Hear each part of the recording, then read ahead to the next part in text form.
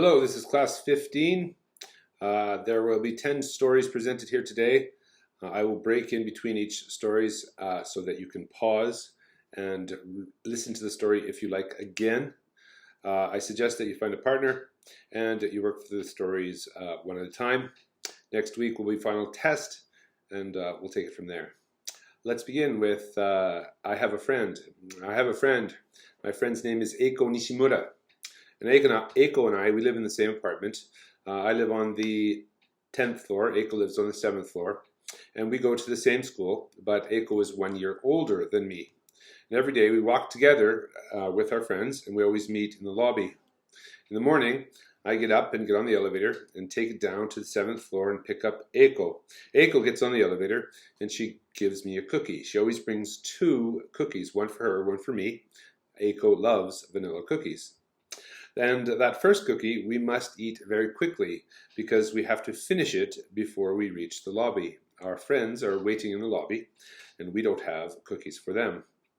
So that first cookie we eat very quickly, and then we continue down and walk to school with our friends. On Wednesday, Eiko and I walk home together because we both go to a swimming lesson. We come back and take the elevator up to our house, drop off our school bag, get our swimming bag, and Eiko gets 2 more vanilla cookies, one for me, one for her. And that cookie we eat on the bus on the way to swimming class.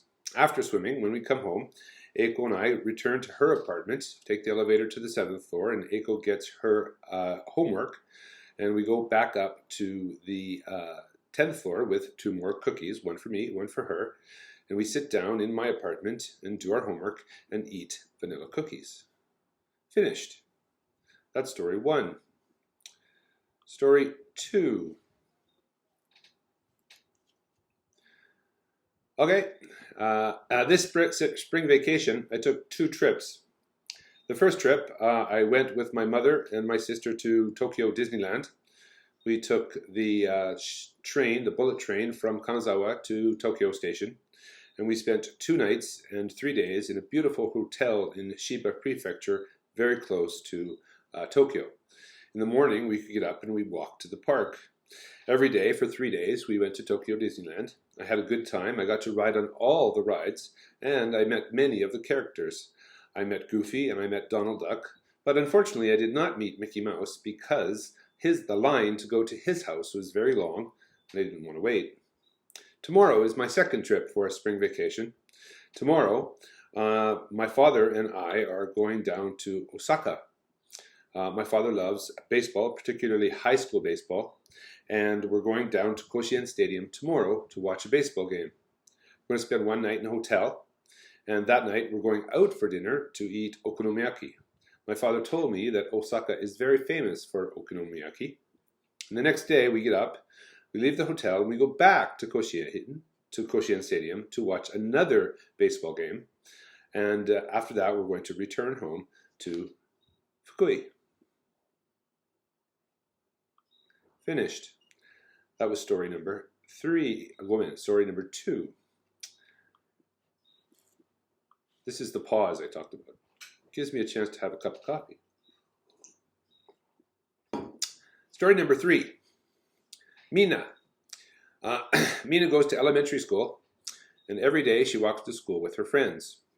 This morning she was walking to school when she realized she forgot her Japanese homework. She told her friends, "I'm going to run home. I'm going to get my Japanese homeworks. I'll see you in class." She turned around and she ran back to her house, but unfortunately the door was locked, and she remembered she'd left the key at her grandmother's house. Her grandmother lives 3 doors down from her, and so she walked down to her grandmother's house, knocked on the door. Her grandmother answered the door and asked what's wrong. She looked worried. Mina explained about her Japanese homework and the key. Her grandmother grabbed a jacket and they walked back to Mina's house. Her grandmother unlocked the door and Mina got her Japanese homework. And Mina was going to run to school, but her grandmother stopped her and said, "No, we'll walk together." And so they walked together, but Mina's grandmother's walk's a little slow, and Mina was late for school. When they arrived at school, Mina's grandmother explained to the teacher why Mina was late for school. Mina apologized to the teacher for being late and for getting her Japanese homework.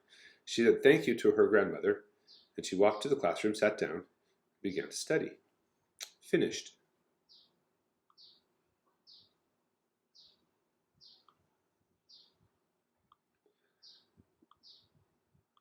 Story number 4. Martin and Rob are brothers. They live in a town. It's a very small town. It's actually a village, about 800 people. And the village is divided in half by a river. A large river with a river valley runs through the middle of the village. The boys live on one side of the river, and the pool they like to go swimming at is at the other side of the river. On Saturdays, in summertime, they often go swimming with their father, and one Saturday, they decided to go to the pool for the swim. They packed a swimming suit and a towel, brought along a soccer ball to play for a while.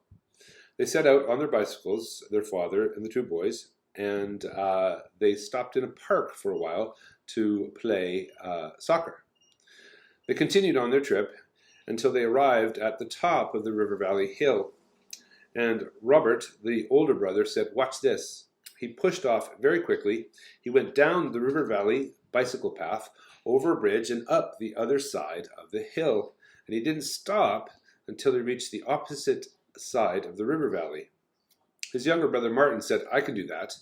And he pushed off, and he went racing down the river valley. But he lost control of his bicycle, and he crashed into the river.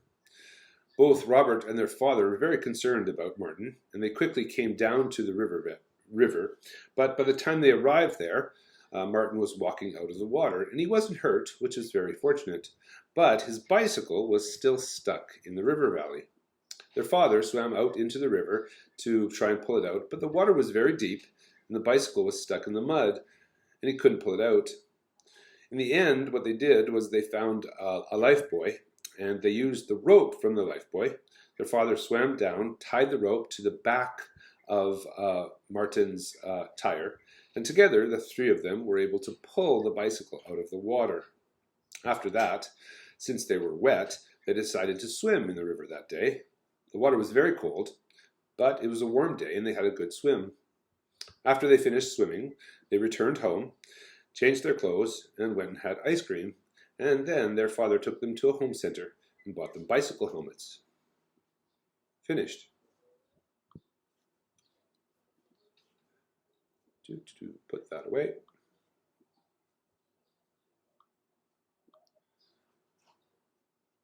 Story number 4, 5, I don't know. Yumi likes eggs. Every day she eats 1 egg for breakfast. Let me start again. Yumi likes eggs. Every day she eats 1 egg. Sometimes she eats the egg for lunch, and sometimes she eats the egg for dinner, but most of the time she eats the egg for breakfast. When Yumi was 16 months old, her mother made her an egg for the first time. Her mother made her a fried egg on a fried egg on a bed of rice. Yumi took her spoon, she picked up the egg and looked at it, and then she ate it, and she said, "Egg." Egg was her first word. Egg was the first word that her mother understood. And after that, every day, Yumi wanted an egg for breakfast. After she ate a bowl of cereal, she'd say, "Egg." After she ate 3 pancakes with butter and syrup, she'd say, "Egg, please." After she ate rice, miso soup, fish, and salad, she'd say, "Can I have an egg, please?" Every day, Yumi wanted an egg for breakfast, and if she didn't have an egg in her head, she didn't have breakfast. Well, today, Yumi's favorite breakfast is 1 egg on toast with a cup of tea. But today, Yumi is a mother, and she makes breakfast for her family. And Yumi's favorite daughter, she likes eggs, but that was not her first word. Yumi's daughter's first word was natto. Finished.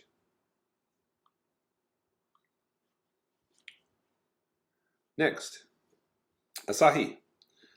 Asahi is 25 years old, and she works for a company, and every day she goes to bed at about 8:30 or 9 o'clock.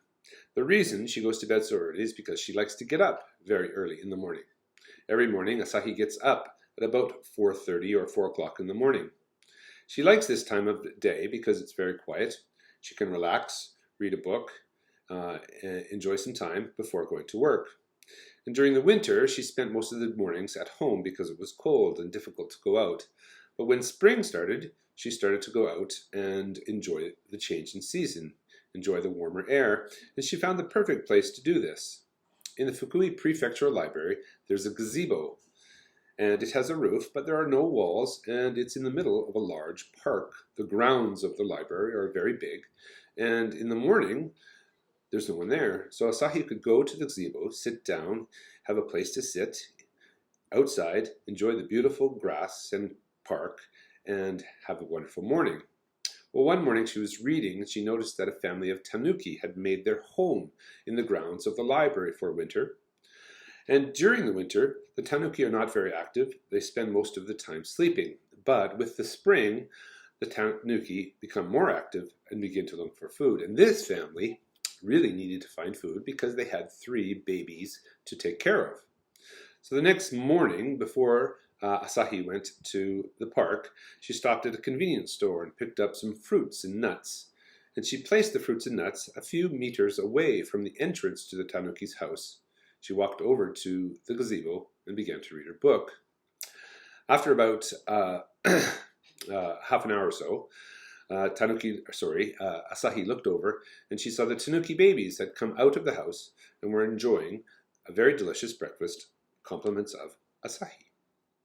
Finished.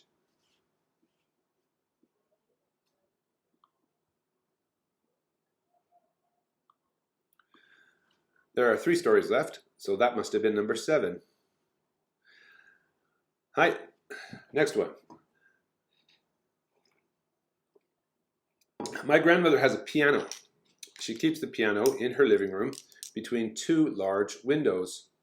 And when she plays the piano, when she practices, and she practices every day, she likes to open the windows. Well, about a month ago, she phoned me up and she said, "Come over, I want to show you something." So I went over to her house and she said, "Sit in the sofa, don't talk, and don't move." Well, I thought that was kind of strange, but she's my grandmother, so I sat down and waited. After about, my grandmother sat down at the piano, and she started to play the piano. And after about 5 minutes, 2 large butterflies came into the room. They flew around, they flew through the open windows, they flew around, and they landed on top of my grandmother's piano. And then it happened again and again. And within about 10 minutes, there are 12 large blue butterflies sitting on top of my grandmother's piano, not moving, except for their wings. Their wings are moving back and forth very slowly. Well, my grandmother continued to play the piano, and when she played, the butterflies sat there. But after about 40 minutes, she stopped, she put her hands together, she waited, and all at once, all the butterflies flew up into the air, flew around the room, and then out the window. My grandmother turned around on the piano bench and she said, "Isn't that cool? I have a butterfly audience." Well, I wasn't really convinced, and so I said, "I don't know, Grandma. I don't think they can hear you. I don't think butterflies have ears." Well, my grandmother said, "Let's check," and she grabbed her smartphone and she went to a site called the Big Book of Beautiful Butterflies Online. And on this site, they have all the information about butterflies. And she started to read through her phone, and she said, "Oh, look, their eyes are really interesting. Butterflies have what are called compound eyes, which means that they see many images at the same time. And in fact, in butterflies, they see 6,000 in the right and 6,000 in the left eye. They see 12,000 images at once." She said, butterflies don't have a nose, they don't have a tongue, but they can smell and they can taste, but they do it through their feet. And they have 6 feet, so that means that they can smell and taste 6 different things all at the same time. She continued to read, and then she said, "Look, you're right. Butterflies don't have ears."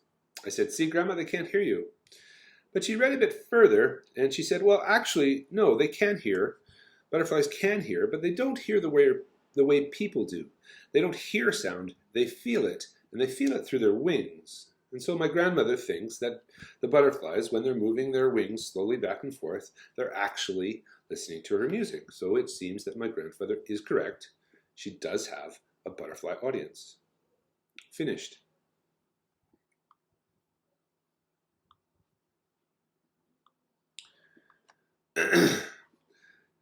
Story 9. Nikki. Nikki's 11 years old, and this spring vacation she went to visit her grandparents in Toyama. Nikki lives in Fukui City, and she took the train there, and she went alone. When she was dropped off at the station by her mother, her mother told her that her grandmother was going to Tokyo for the first 2 days of her trip, and while she was away, Nikki should help her grandfather. Nikki took the train to Toyama, and when she got there, her grandparents met her. Her grandmother said hello, and then she said goodbye, and she asked her to take care of your grandfather while I'm away. Help your grandfather, she said. Her grandmother got on the train and went to Tokyo, and Nikki and her grandfather returned home.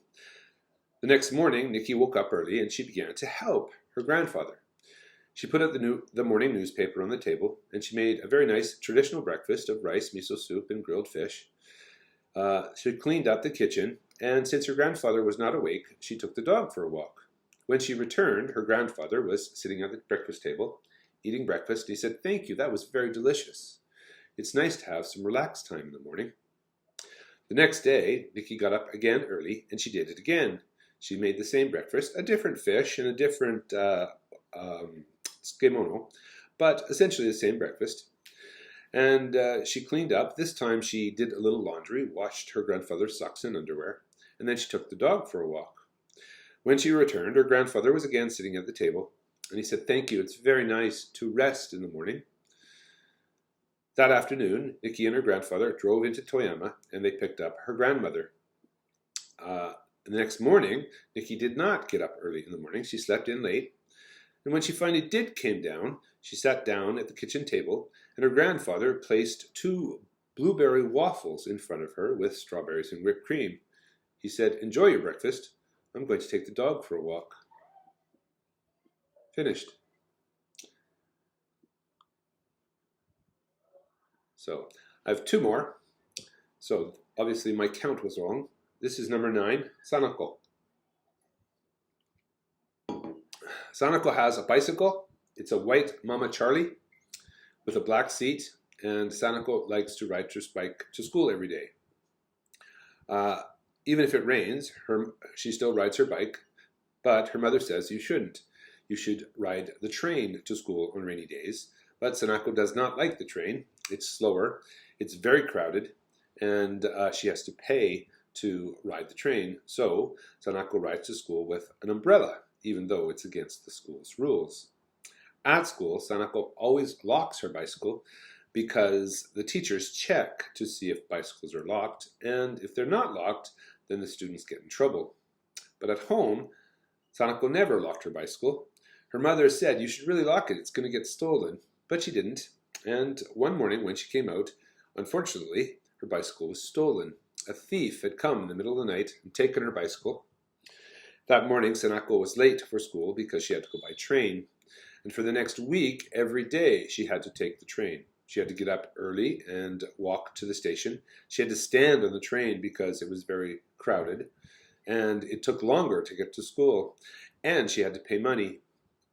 However, after a week, the police phoned her and told her they had her bicycle. Apparently, the thief, when he stole the bicycle, rode it about 1 kilometer away from her house and parked it in front of a convenience store. The convenience store staff watched the bike for about a week and then called the police, and the police came, checked the registration number on the bicycle, and phoned Sanako.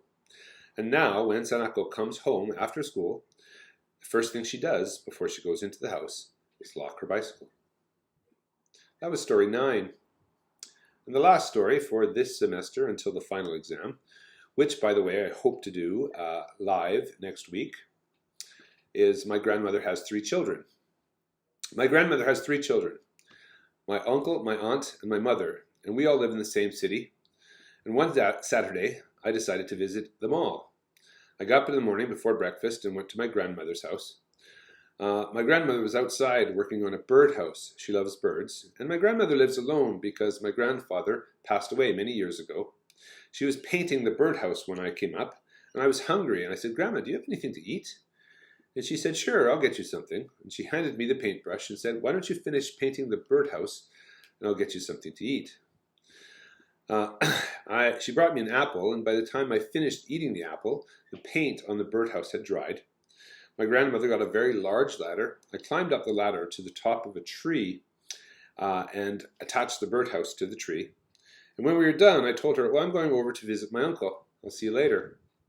My uncle, he lives in the same city as us, but he lives on the other side of town, and so it took me an hour to walk there. When I arrived, he was outside cutting his grass, and I was thirsty, and I said, can I have a drink of water? And he said, sure, I'll get you something. While I'm gone, why don't you put this grass cuttings into the garbage bag? I grabbed the garbage bag and started to push the grass cuttings into it, and he came back in a few minutes with a glass of lemonade and some cookies. The lemonade was really sour, and the cookies were very sweet. After I had my snack, I helped him finish up the garden, his front yard, and when we were done, it looked very nice. And he said, I'm going over to your aunt's for lunch today. Last week, I was over there, and I fixed her washing machine, so today she's going to make me a chicken curry dinner. Do you want to come? And I said, sure. We drove over to my aunt's place. She was very happy to see me, and she said, well, lunch is not ready. Why don't you take your cousin into the living room and play, and I'll call you when lunch is ready. My cousin is 2 years old, and he's very cute and fun to play with. I picked him up, and we went into the living room and played with his toys until lunch was ready. Lunch was good. I ate with my uncle and my aunt and my cousin, and I spent most of the afternoon there. But before I went home, my aunt gave me a large container of chicken curry. My mother really enjoyed the chicken curry for dinner. She enjoyed the chicken curry for dinner. And after dinner, she said, well, while you're gone, I baked an apple pie.